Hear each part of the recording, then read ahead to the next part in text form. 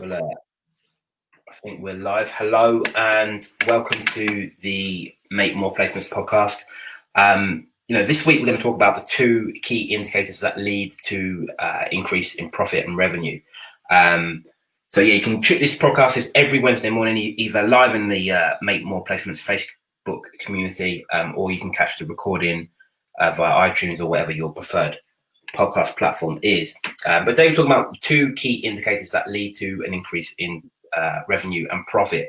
So be probably a shorter one today. But the reason I want to talk about this is because we have our flagship program. It's called the Apex Partnership, and it helps recruitment and search firm owners build a business that gives them the freedom and autonomy and the security that you probably set up and when you set up your business that you wanted. And one of the two key areas that we focus on are these indicators. So I want to talk about sort of what they are and why it's important that you, have an understanding of them in your business. So first of all, let's talk about, some of the problems that can present themselves when you're not familiar with them or you're not clear on what they are.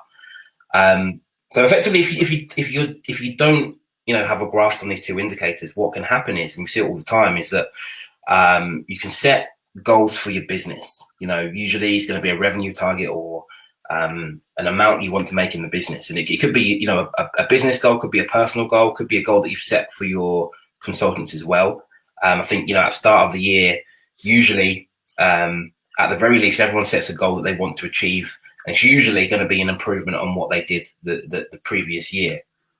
But what can happen if you're not familiar with these two indicators is that you have your goal, you have what it is you want to achieve, and then a year goes by or months goes by or whatever, time after time, you don't hit that target. And that can happen for many reasons, but from what we see, one of the key reasons is not having a clear grasp on these two indicators. Not really knowing this or not having a grasp on this is a bit like wanting to lose weight without really understanding that you first have to exercise and how much you have to exercise, or how many calories you need to burn, or how many, what calorie deficit you need to have, or if you want to build muscle, not knowing that you have to lift weights, or it's really about not knowing the activity that goes into to getting the outcome. Terry, anything you'd add to that? Yeah. One way of looking at this is, imagine that I came to work for you as a consultant, and you said to me, right, your target this year is 200,000 or whatever your local currency is. So that's what I've got to achieve working for you.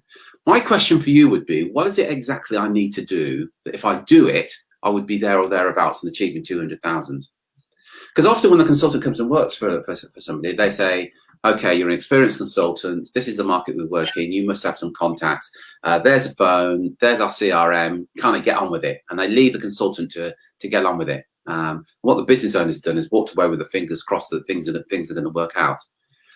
But if were able to sit down with the consultants and say, let me tell you exactly what you need to do. Let me share with you some numbers. And if you do these numbers, example,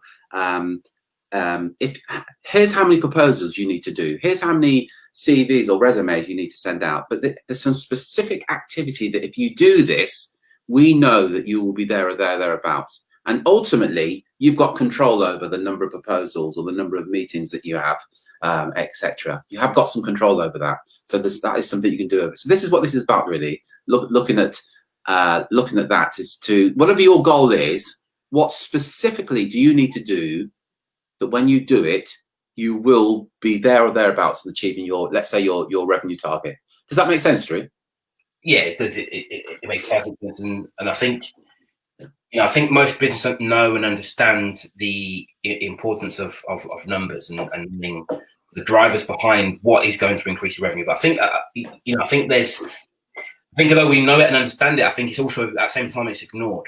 And the number of sort of business owners that come to us who, they'll say that, my goal is to generate X in the following year. And you say, well, okay, what do you need to do? What activity goes behind that? And they don't really know. They don't need to do more of what they did last year, but because they don't know the metrics behind the numbers they did last year. They don't know what the metrics need to be this year in order to hit their goal.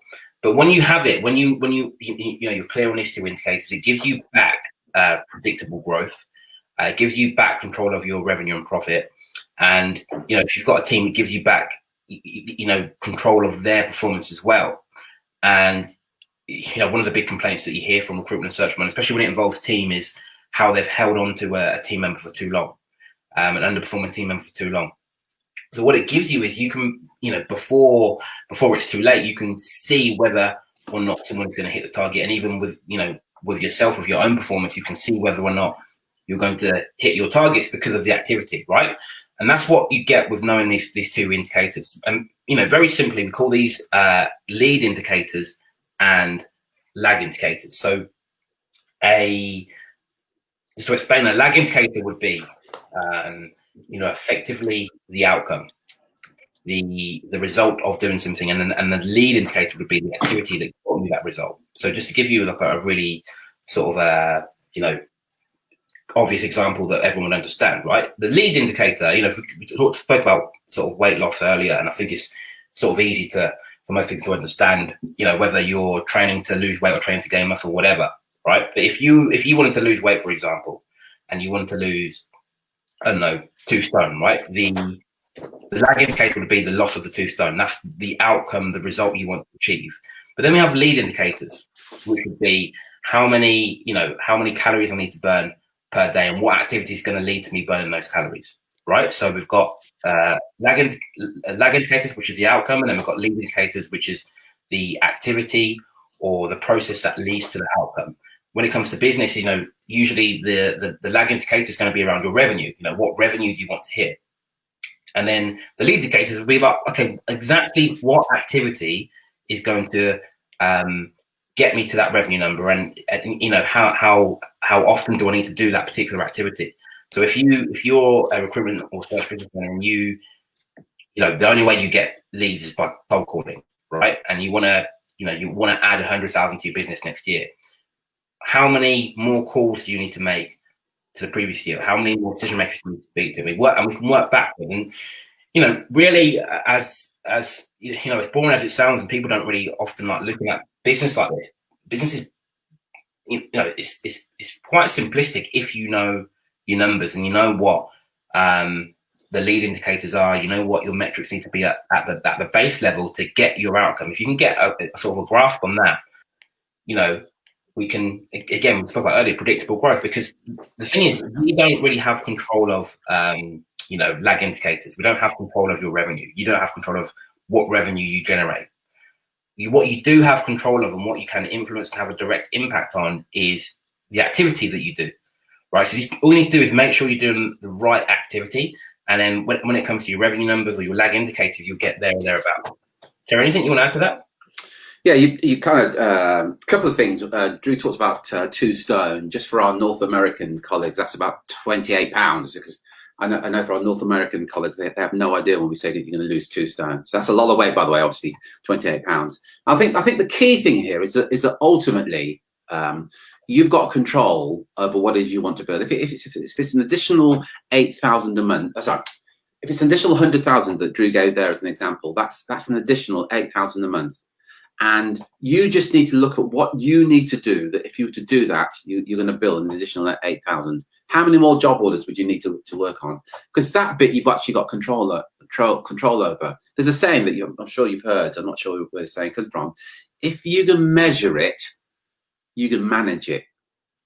And the good news is you can measure your lead indicators, because whatever activity, whatever your lead indicators are right now at this very moment, that's a prediction of what your revenue is going to be 2 or 3 months from now.